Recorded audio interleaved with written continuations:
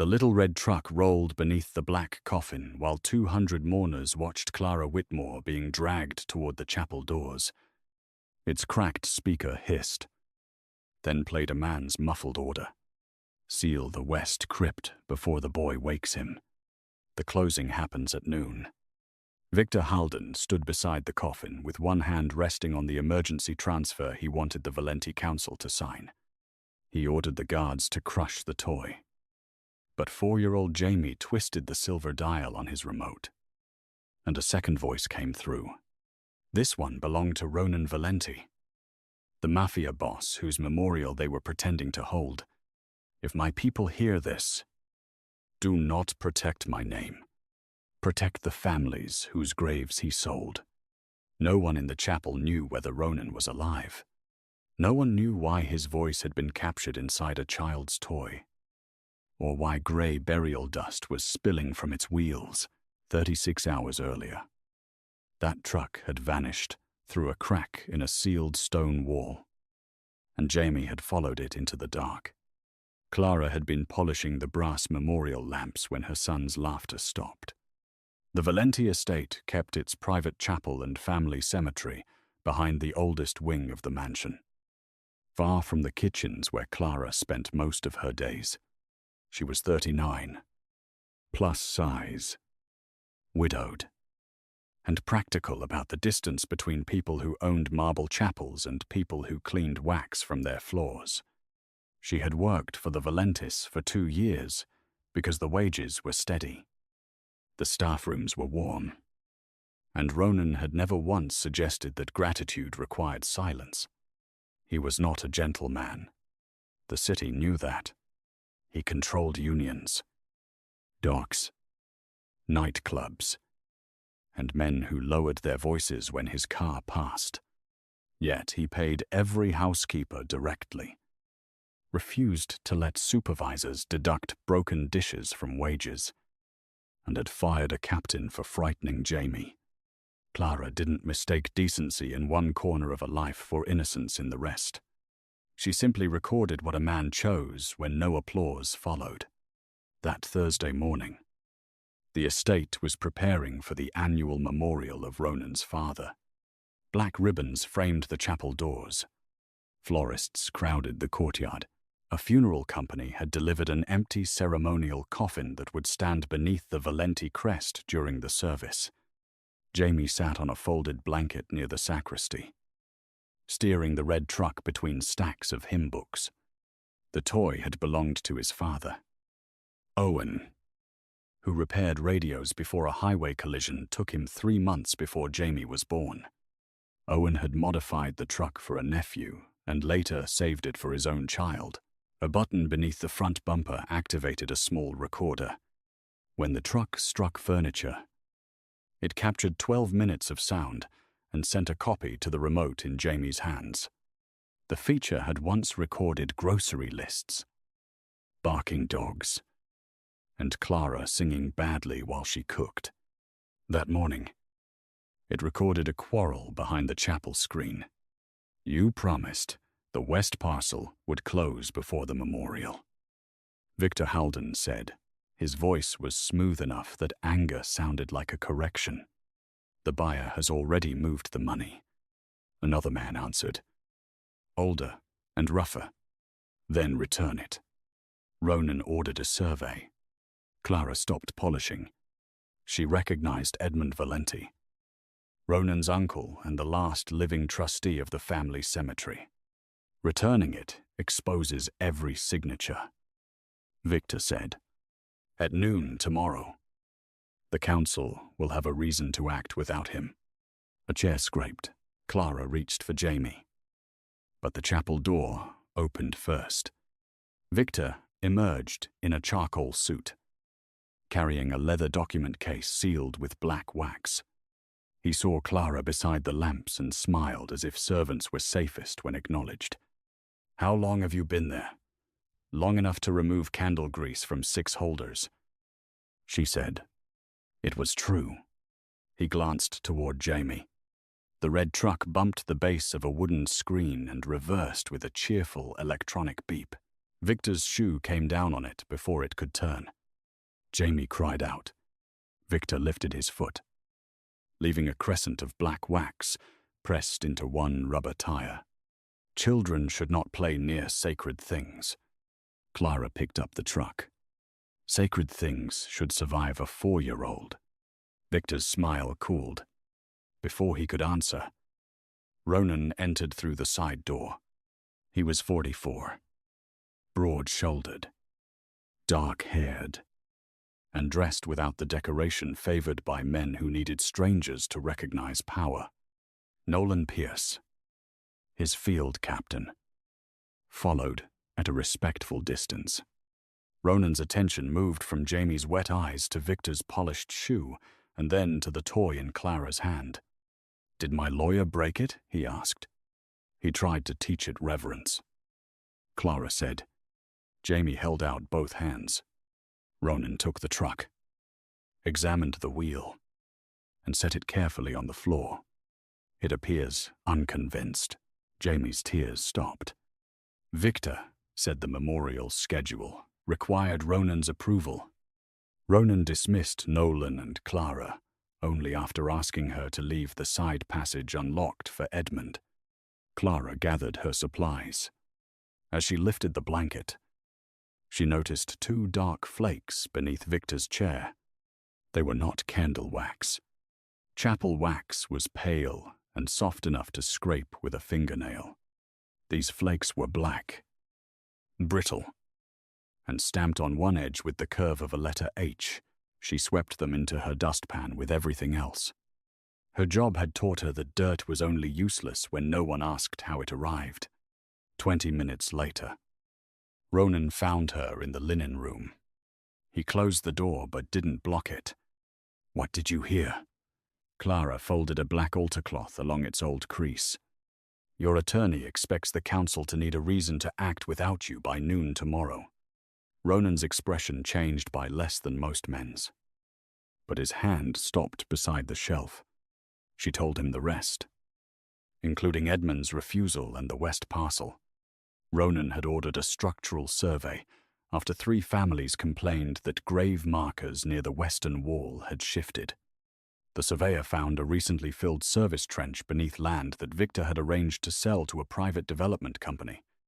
Ronan had halted the sale and planned to inspect the West Crypt that afternoon. Victor claimed the signed contract was harmless because the parcel lay outside consecrated ground. Edmund disagreed. The original cemetery deed would settle the matter, but it had been missing for 30 years. "You think Victor sold land he didn't own?" Clara said. "I think he believes I'll find something behind that wall." Ronan noticed the dark flakes in her dustpan. Clara explained the difference between chapel wax and sealing wax. Victor used black wax on confidential cases, but half the legal office could access it. The curved H meant little without the rest of the impression. Ronan asked her to give the flakes to Nolan. She refused. They were under a chair. That proves they fell under a chair. It proves you heard something that made Victor nervous. Then protect the person, not the dust. Ronan studied her with the surprised stillness of a man unused to correction. "What protection would you accept?" Clara appreciated the wording. She asked for Jamie to spend the afternoon in the main kitchen with women she trusted and for no armed guard to frighten him. Ronan agreed. He also ordered Nolan to place a man outside the kitchen in ordinary clothes and tell Clara his name. That was how she met Marcus Lee, a quiet driver who accepted a dish towel from Jamie and allowed the child to call him a waiter. Ronan went to the cemetery shortly after 2. Victor had left the estate for a title meeting downtown. Edmund was supposed to join the inspection, but a message from his private number said his car had broken down near the river. Ronan told Nolan to remain at the mansion because 3 council members were arriving early. He took 1 guard and crossed the garden alone. The West Crypt stood behind a row of clipped yews. Its bronze door had been opened for the survey, and a portable lamp burned inside. Ronan found Edmund's silver-handled cane leaning against the first stone bench. He called his uncle's name. A speaker hidden behind a memorial urn played a recording of Edmund coughing. Then, asking for help. Ronan understood the trap 1 second before the guard behind him raised a stun weapon. He knocked the device aside, drove the guard into the door, and reached for his phone. A second man came through the burial alcove. The needle entered Ronan's shoulder. He broke the attacker's wrist before the sedative weakened his legs. Victor stepped from behind the stone screen wearing gloves and no expression of triumph. "I asked you to let the dead keep their secrets." Ronan tried to stand. Victor took his phone and pressed Ronan's thumb to unlock it. "You sold graves. I sold a future." Victor replied, "Your father understood that land serves the living." Ronan heard stone grinding behind him. The crypt door had not been the real entrance. A section of wall was rotating on an iron pivot, revealing a narrow maintenance tunnel. Victor's men dragged Ronan through it, bound his wrists, and placed him inside a lower chamber beneath the chapel. Victor wanted the location of the original deed. Ronan told him he had never seen it. Victor believed Edmund had found the document and given it to Ronan. Without that deed, the noon sale might survive an audit. With it, the buyer would discover that the west parcel belonged to a perpetual burial trust and could never legally be developed. Victor had accepted $20 million against a sale that couldn't close. More than prison waited if the deal failed. The buyer was a rival organization that treated broken promises as theft. Victor needed temporary authority, the deed, and enough time to move Ronan out through the funeral company's loading route. "Tomorrow they'll mourn you," Victor said. "By the time they learn, the coffin was empty.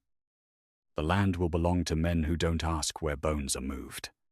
He left Ronan chained to a flooring and sealed the rotating wall. Above him, the chapel cleaning continued. Clara finished the memorial lamps and returned to the kitchen. Jamie was on the floor beneath the pastry table, steering his truck between Marcus's shoes.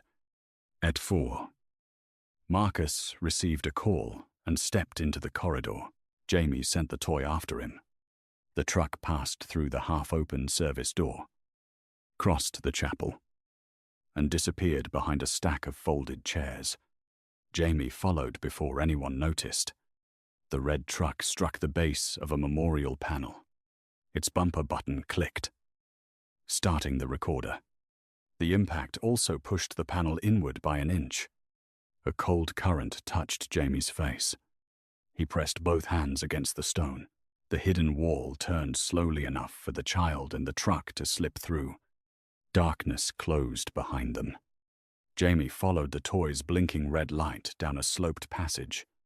The wheels changed from a rubber hum on tile to a dry rattle over burial dust. Somewhere ahead, a man struck metal against stone. Jamie called, "Mr. Ronan." The sound stopped. Ronan answered once. Carefully, Jamie found him in the lower chamber with one wrist bleeding against the chain. The boy didn't understand sedation, Lunt dates, or men who sold the resting places of strangers. He understood locked doors.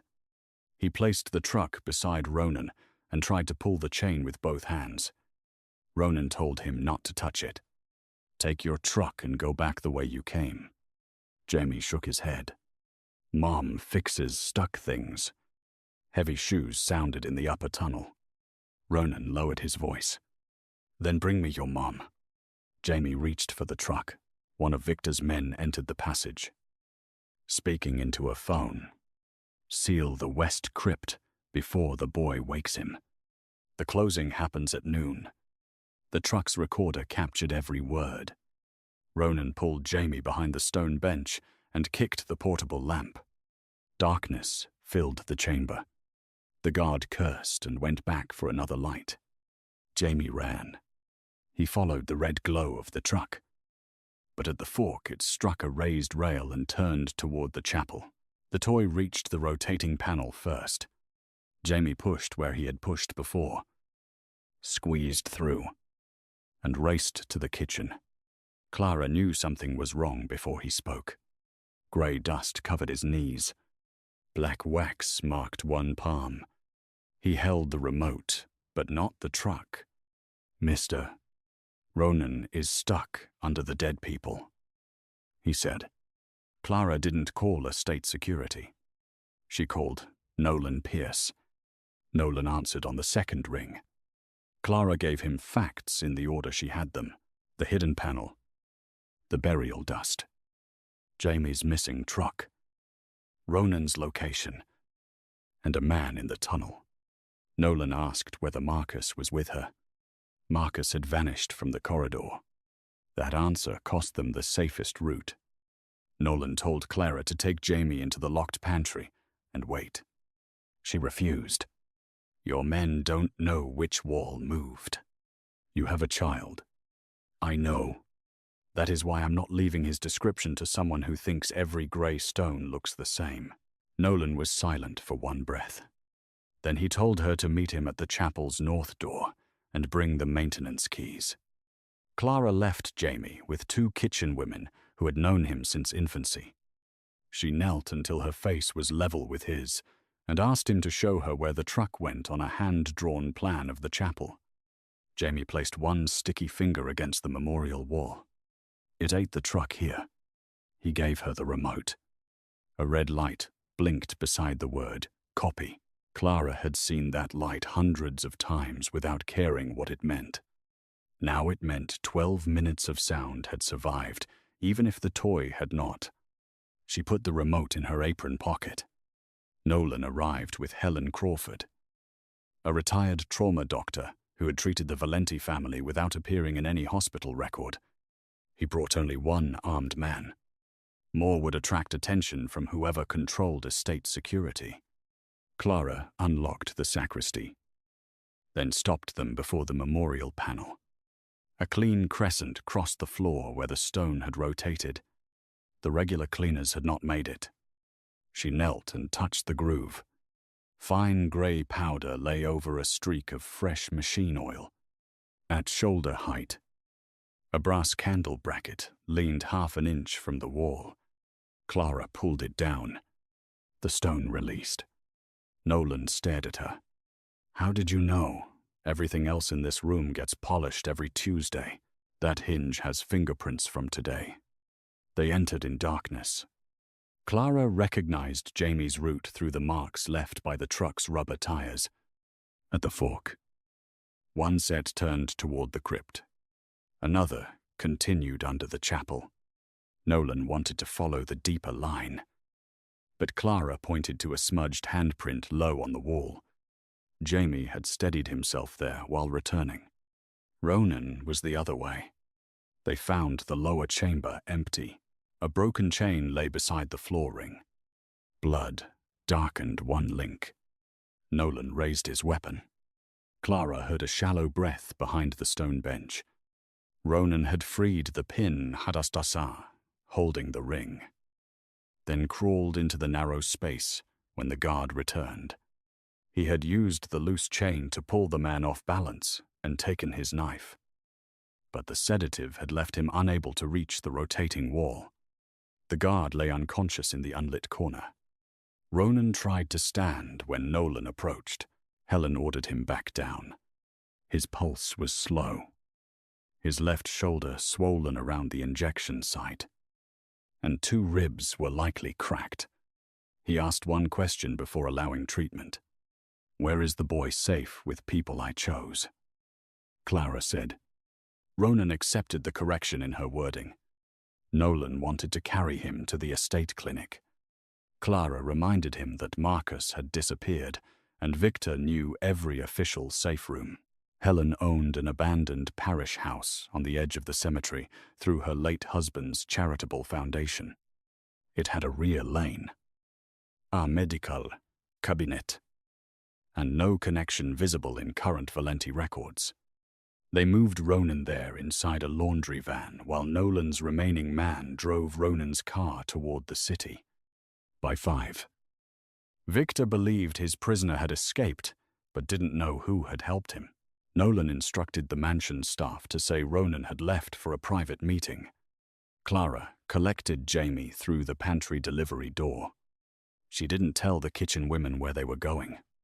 In the parish house, Jamie climbed onto the bed and touched Ronan's uninjured hand. "I lost your truck," Ronan said. Jamie considered this offense more serious than the chains. "It's still working." Clara showed Helen the remote. The doctor found a small memory slot beneath the battery cover, but none of them had the cable needed to play it. Jamie pressed the silver dial. The speaker crackled. First came wheels over tile and the boy calling for Ronan. Then the sound changed to gravel. Ronan's strained voice told Jamie to leave. A stranger said the sentence about sealing the crypt before the boy woke him. After that came footsteps. A metallic kime. And another voice farther away. The hearse loads through St. Orison before 11. Put the blue deed case under the false floor. Victor's name was never spoken. The second voice couldn't be identified. Nolan recognized St. Orison as the funeral company handling the memorial. Ronan recognized the metallic chime. Edmund's silver-handled cane contained a loose ring that struck the shaft whenever he walked. The recording seemed to place Edmund inside the tunnel, while Victor's men held Ronan. Ronan asked Nolan to bring his uncle in. Clara stopped him. Jamie found the cane leaning in the crypt. According to you, anyone could carry it. Ronan had not told her that detail. His eyes narrowed. Then he remembered speaking near the truck. The recorder had captured him, telling the child not to follow the man with the silver cane. Clara replayed the sound. The taps were too even. Edmund dragged his right foot after a factory injury and planted the cane in pairs tap. Step. Tap, tap. The recording repeated one tap every second, accompanied by a faint electrical hum. It was not a man walking. It was a recording played near a speaker. Victor had planted Edmund's sound to direct suspicion. Ronan's first instinct had been exactly the one Victor expected. Clara had delivered the first clean answer. Edmund might still be involved. But the toy didn't prove it. Ronan asked how she heard the difference. "I clean the chapel after your uncle visits. His cane leaves 2 marks close together whenever he turns." She said it without pride. Patterns were useful only if she remembered their limits. The audio also contained 3 floor sounds: tile, loose gravel, and metal rails. Clara knew the chapel and crypt, but she had never entered the tunnels. Jamie's truck had. The recording was not merely a captured conversation. It was a map they could hear. Nolan went to find a cable and locate Edmund outside Victor's reach. Ronan tried to issue an order moving Clara and Jamie to a guarded compound. Clara shook her head. "Describe the risk. Offer me choices. Do not make my son disappear because another man tried to make you disappear. Victor knows you heard him. Then tell me which places he cannot reach." Ronan's patience thinned under pain. There are no places he cannot reach. There are places he doesn't think matter. Clara pointed around the parish kitchen, where chipped cups dried beside a cold stove. "That is why you're alive in one." Ronan closed his eyes. When he opened them, the command had left his voice. He named 3 options remain in the parish house with Nolan's protection. Move to Helen's sister's farm, or leave the state through an independent driver. Clara chose the parish house until the recording was copied. She also required that no one separate her from Jamie without her agreement. Ronan promised. It was a small promise, but she watched him give it while surrendering the decision. That mattered more than tenderness spoken without cost. Nolan returned after dark with a cable, a laptop that had never touched the Valenti network. And bad news. Edmund's car had been found near the river with blood on the passenger door. The blood type was not yet known. Victor had called an emergency council meeting for the next morning, claiming Ronan had vanished while investigating threats against the family cemetery. Under the organization's continuity rules, the council could give Victor limited authority to protect assets for 48 hours. He needed that authority to complete the land sale at noon. The deadline on the toy was real. They copied the remote's file twice. One copy went to Helen's attorney in a sealed envelope. Another remained on the laptop. The original stayed inside the remote. The full waveform showed that the recording had never stopped between Jamie entering the panel and escaping. That mattered because Victor could claim the voices had been edited. But only an independent specialist could verify continuity. There was no time to find one before morning. Clara listened again. Near the end, beneath the false cane taps, she heard a soft rolling scrape, followed by 3 sharp knocks. She had heard that rhythm during memorial deliveries. St. Orison's ceremonial coffins contained a removable base secured by 3 spring latches. The funeral workers set them down in the chapel with the same scrape and 3 clicks. The voice on the recording had said the blue deed case would go under the false floor. The missing original deed was not hidden in the crypt. Victor believed Edmund had placed it inside the empty coffin to bring it safely to the memorial. That changed their task. They didn't need to search acres of cemetery. They needed to reach one coffin before Victor did.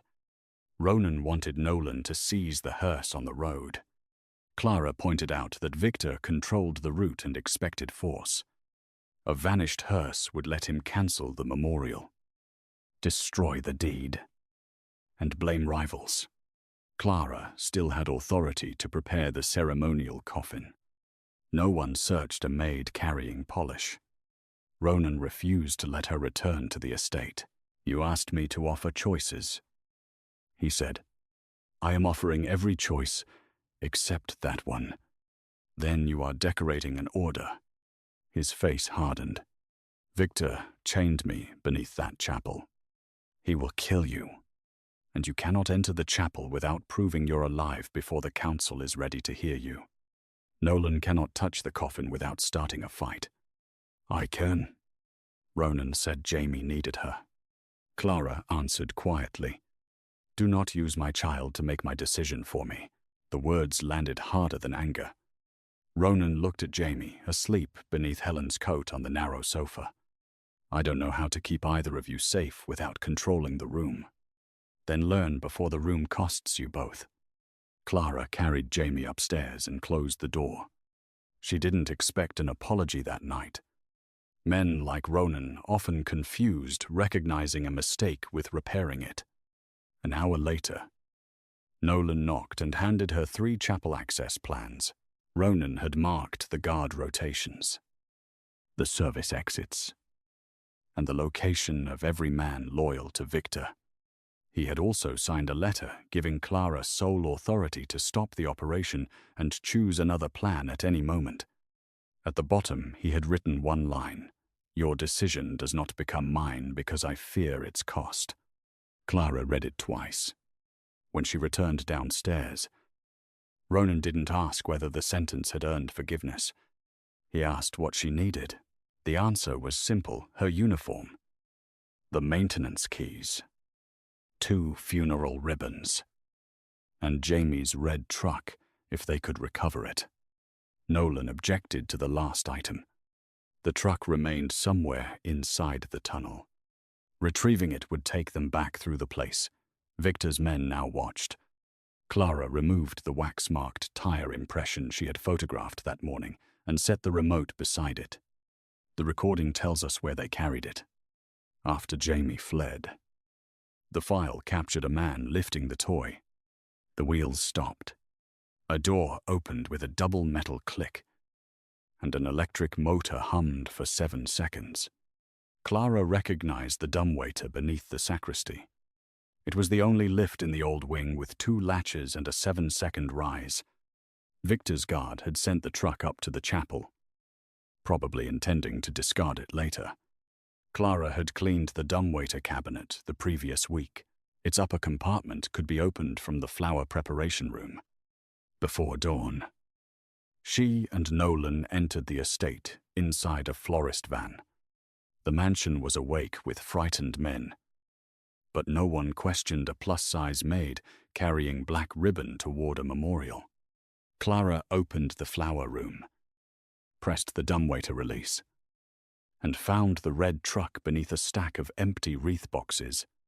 One wheel was cracked. Grey dust packed the axle. Black sealing wax filled the tread. More important, a thin curl of blue paper protruded from the bumper. The truck had struck something inside the tunnel and torn it. Ronan had described Victor's deed case as blue leather. This paper was heavy, fiber-rich, and embossed with the edge of a silver word, trust. Clara placed it in a clean specimen envelope from Helen. The toy had touched the missing deed case after Victor's men carried Ronan below. That linked the conversation, the tunnel, and the object Victor needed. It still didn't prove who had placed the case there. Clara didn't pretend otherwise. She set the truck on the dumbwaiter floor. Its front light blinked. 12 minutes of a child's fear had become the only witness Victor had failed to intimidate. The coffin arrived at 8. Clara watched from the flower room as 4 St. Orison attendants rolled it down the center aisle. Marcus walked beside them in a black suit, no longer pretending to be a waiter. His presence answered one question. Victor had placed him near Jamie because he expected the child to notice something, or because he wanted a witness he could control inside the kitchen.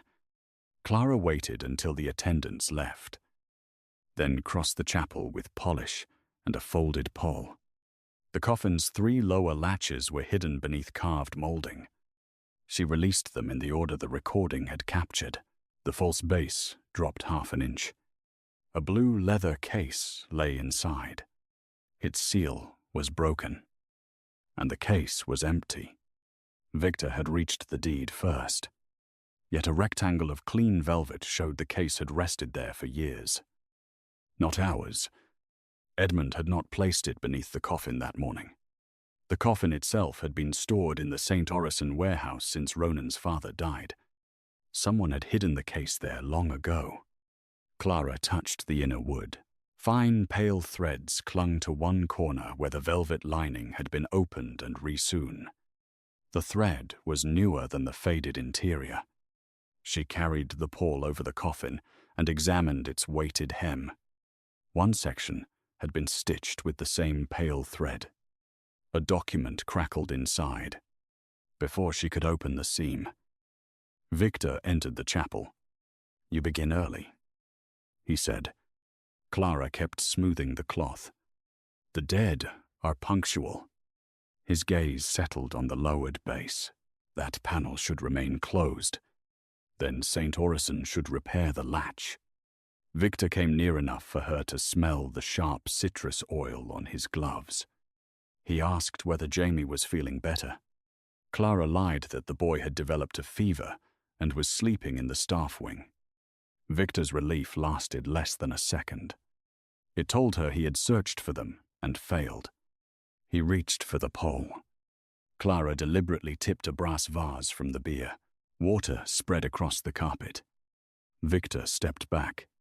She gathered the wet cloth, folded the section containing the document against her body, and apologized like an employee afraid of being dismissed. Victor ordered her to take the pall to the laundry and bring another. She obeyed. The old service screen hid her until she reached the dumbwaiter.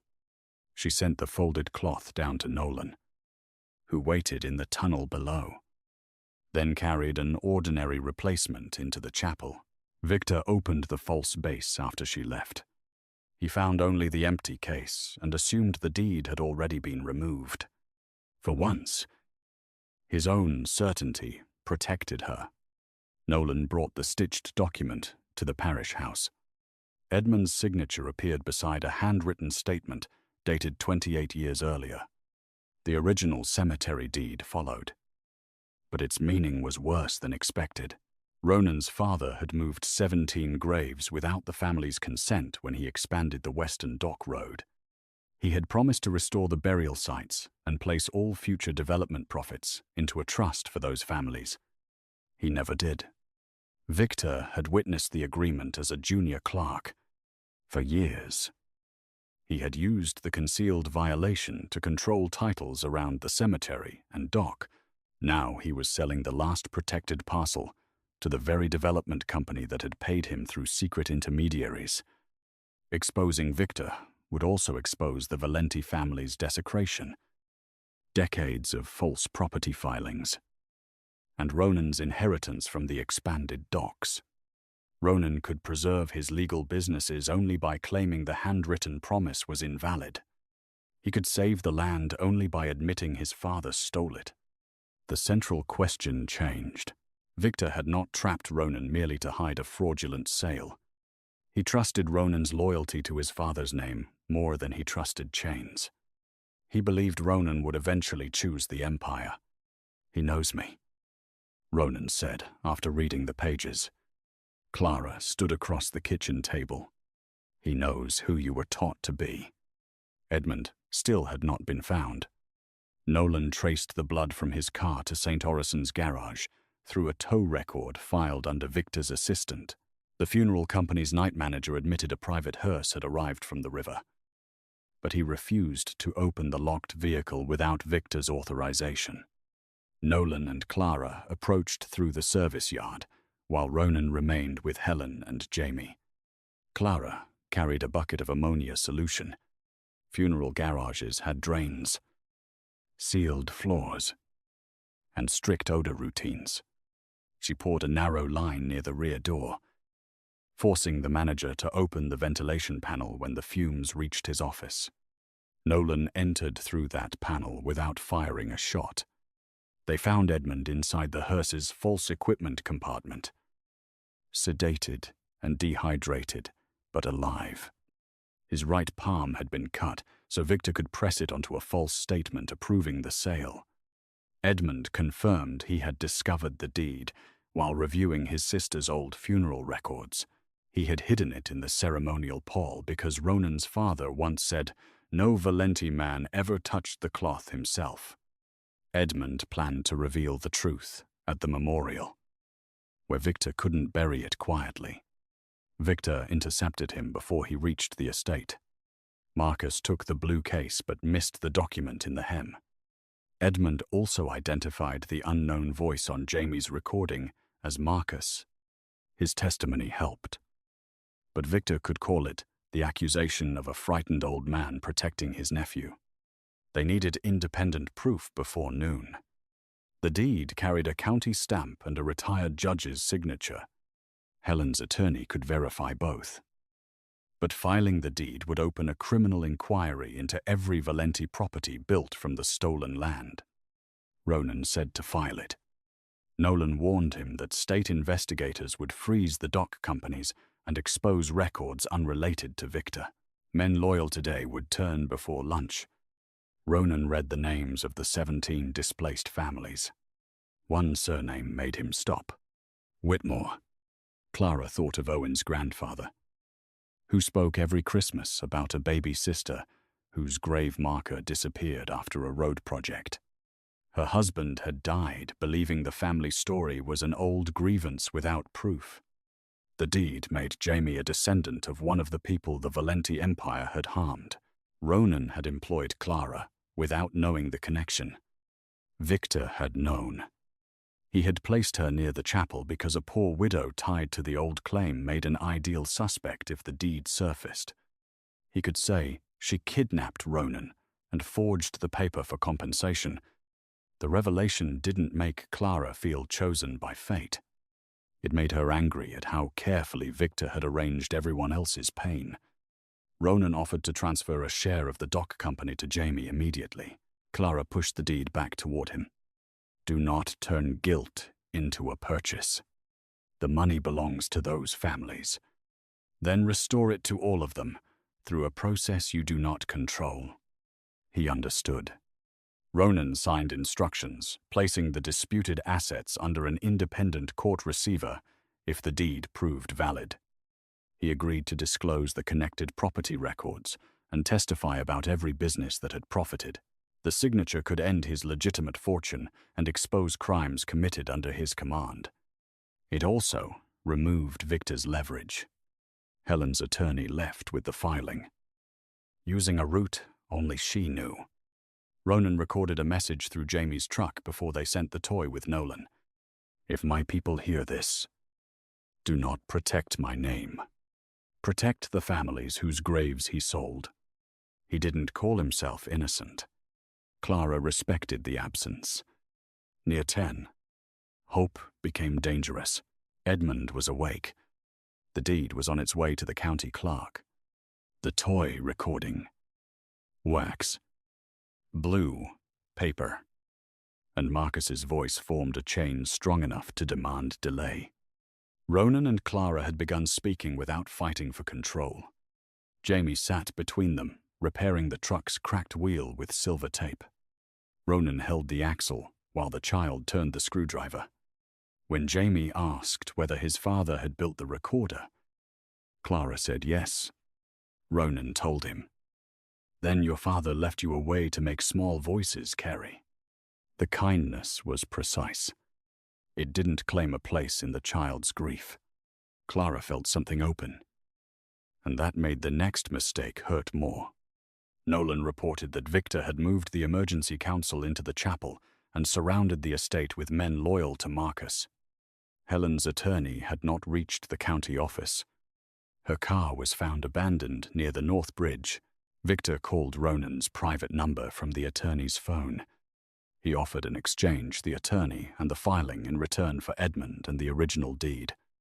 If Ronan refused, Victor would release security footage showing Clara entering the Crypt passage and claim she had abducted both Valenti men to force a property settlement. Ronan ended the call without answering. He ordered Nolan to take 6 men and seize Victor before the memorial began. Clara reminded him that Victor wanted a violent response. He has a hostage, and he has cameras, council members, and a story ready for your men. I won't wait while he hurts her. Then disclose the deed publicly now. Ronan said the county stamp had not been independently verified. Releasing an unverified copy would let Victor call it a Whitmore forgery. Clara proposed sending it to the 17 families and the press together. Forcing a pause, Ronan feared Victor would kill the attorney once his leverage failed. The argument narrowed until he heard only the hostage and Clara heard only the trap. He gave Nolan the order after Clara explicitly asked him not to. You said my decision would not become yours because you feared the cost. She said, This is not your risk alone. Ronan answered, It is my responsibility. No, this is control wearing responsibility's coat. Nolan left. 40 minutes later, Victor broadcast edited security footage to the council. It showed armed Valenti men entering the funeral garage and striking the night manager. It omitted Edmund bound inside the hearse. Marcus's men intercepted Nolan at the chapel tunnel and took him alive. Victor announced that Ronan had been manipulated into attacking a sacred memorial by a maid seeking ownership of the cemetery. He produced a photographed copy of the deed, now marked with a forged Whitmore signature. The council authorized Victor to protect the estate until Ronan appeared and submitted to questioning. The order turned half Ronan's own guards against him. Marcus found the parish house because Nolan's vehicle carried a concealed estate tracker that Ronan had ordered installed months earlier. That old habit of monitoring his men became Victor's map. Armed vehicles closed both lanes before 11. Helen took Jamie through the pantry toward a root cellar. Clara stayed beside Edmund, who could barely walk. Ronan had enough men inside to fight. But the house walls were thin, and the road passed a school. Victor called again. If Ronan surrendered with the deed, Marcus would release Nolan and the attorney at the memorial. If he resisted, the parish house would become proof of a criminal siege. Ronan set his weapon on the floor. Clara looked at him across the room, furious and afraid. This happened because you couldn't leave one choice in my hands. I know. Knowing now doesn't repair it. No. He gave the truck's remote to Jamie before Helen led the boy below. The original audio remained inside it. Ronan asked Clara to take the child out through the cemetery drainage passage while he and Edmund surrendered at the front. Clara wanted to stay and testify beside Edmund. Ronan didn't order her away. He explained that Victor needed her alive as a public suspect and expected her at the chapel. Escaping now would preserve the recording and give her the only route Victor had not prepared to answer. You decide, he said. At last, the choice was real. Clara chose the drainage passage because Jamie's safety and the unedited file mattered more than standing beside Ronan. Before she left, Ronan handed her his signed receiver instructions and the names of the families from the deed. Do not save my empire, he said. I'm finished asking other people to pay for it. Clara wanted to believe the man speaking was different from the one who had sent Nolan into the trap. Belief was not repair. She took the papers anyway. Marcus entered the house as Clara and Jamie crawled beneath the cemetery wall. Behind them, Ronan surrendered without a shot. Victor recovered the original deed, the red truck, and every visible copy of the recording. He took Ronan, Edmund, Nolan, and Helen's attorney to the chapel. Clara emerged among neglected graves, with Jamie's hand inside hers and only the remote in her pocket. They had lost the witnesses, the deed, the toy, and control of the council. The memorial bells began to ring. Noon was 58 minutes away. Clara didn't run from the bells. She followed the old drainage line to the chapel boiler room, where generations of staff had entered without crossing the ceremonial doors. Jamie wanted to stay with her. Sending him alone through a cemetery under Victor's control was not safer than keeping him close. So Clara gave him a clear choice and a clear rule. He could remain in the organ loft with the remote. But he couldn't come down unless she called his name twice. Jamie agreed with the solemnity of a child, entrusted with one important thing. In the boiler room, Clara copied Ronan's receiver instructions and the family names onto the memorial printer. She didn't need to prove every crime before noon. She needed to stop the council from signing long enough for the unedited recording and original deed to be seen together. She slipped the copies inside the programs, waiting at the staff entrance. Then led Jamie up the service stairs. Below them, Victor placed the empty coffin beneath the crest. The blue deed case rested inside its false base again, hidden for the closing agent expected after the memorial. Ronan stood behind the side screen with Marcus's weapon against his ribs. Edmund and Nolan were held in the sacristy. Helen's attorney sat in the front row, bruised but alive, where Victor could display her as a cooperative witness. Victor began by mourning a man who was 10 yards away. He described Clara as a desperate widow who had discovered an old family grievance and manipulated Ronan into attacking his own advisors. Council members opened the programs. Victor saw the copied receiver instructions and ordered the doors locked. Clara descended, carrying the red truck's remote. Marcus caught her before she reached the aisle. Victor told the mourners that a forged paper proved nothing. Clara agreed. That is why I brought back the witness you put under the coffin. She turned the silver dial. The red truck woke inside the flower room, where Marcus had ordered it thrown with the seized evidence. Jamie steered it through the open dumbwaiter, along the sacristy passage, and beneath the coffin. The collision pressed the lowest spring latch. The false base dropped, and the blue case struck the marble in front of the council. Victor ordered Marcus to crush the toy. 2 guards dragged Clara toward the doors. Jamie turned the dial again. The truck played the unbroken, recording its wheels crossing chapel tile. Jamie calling for Ronan. The burial gravel. Ronan's chain. The order to seal the crypt. Marcus naming St. Orison. And the false rhythm of Edmund's cane played over an electrical hum. When the same voice on the recording ordered the guards to take the remote, several men turned toward Marcus. Clara told them to examine the truck's wheels. Grey dust matched the sealed tunnel. Black wax in the tire continued the broken H stamped on Victor's case. Blue deed paper remained caught inside the cracked bumper. None of those facts stood alone. Together they followed the toy from Victor's shoe to the hidden chamber and back to the case beneath the coffin. Victor called the recording a Whitmore fabrication. Ronan stepped through the screen before Marcus could stop him, then accused me too.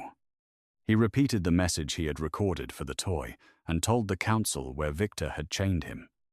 He also confirmed that the deed was genuine, including the crime committed by his father. The admission destroyed the defense Victor had expected him to choose. Ronan relinquished the disputed docs, accepted an independent receiver, and ordered every related record delivered to state investigators. Men in the room protested that he was surrendering the Valenti empire. No, Ronan said. I am returning what built it. Victor opened the blue case, seized the deed, and held its edge over a memorial candle. Clara pulled the black ribbon she had tied to the coffin bier that morning. The knot released its wheel brake. The empty coffin rolled down the slight marble slope and struck Victor's arm before the paper reached the flame. The deed fell. Clara reached it first. Victor drew a compact pistol. But Nolan drove through the sacristy door with Edmund's silver cane across his bound wrists. He caught Marcus behind the knees.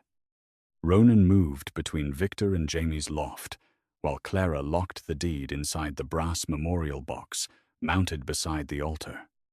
Victor could shoot at her or recover the paper. Not both. He chose the deed. That choice exposed his blind spot one final time. He still believed property mattered more than people. Ronan caught his wrist before the gun cleared the box. The weapon hit the marble. Council members who had remained neutral restrained Victor and Marcus. Not because Ronan commanded them, but because every person in the chapel had heard the plan and seen the deed he tried to burn. Clara called Jamie's name twice. The boy came down holding the remote. Ronan knelt despite his injured ribs and returned the truck with both hands. The county filing went forward that afternoon under guard chosen by the 17 families. Not the Valentis. Victor and Marcus faced charges for kidnapping, fraud, assault, attempted murder, and conspiracy. The old cemetery sale collapsed. Ronan's disclosure opened investigations that cost him the docks, most of his legal fortune, and the authority his father had taught him to protect at any price. He cooperated anyway. Clara didn't forgive his failed raid because he surrendered one day later. Repair took longer. Ronan gave her every report concerning Jamie, removed the tracker system from Nolan's vehicles, and placed security decisions under written consent. He funded the Restoration Trust without controlling it, then stepped away from its board. Clara accepted a paid position directing the cemetery restoration because no one knew its hidden roots, neglected records, and displaced markers better than she did. 9 months later, Jamie set the repaired red truck on a new stone path beside the restored Whitmore marker. Ronan waited at the gate rather than entering without permission. He no longer arrived with guards or keys to doors that belonged to other people. Clara watched him wait, then opened the gate herself. Jamie steered the truck across the threshold. Its recorder had been repaired, but the old file was stored safely with the court. Now the speaker carried only the boy's laughter. Ronan offered Clara his hand without closing the distance for her. She chose it. The little truck rolled ahead of them into the sunlight, no longer searching for a way through a sealed wall.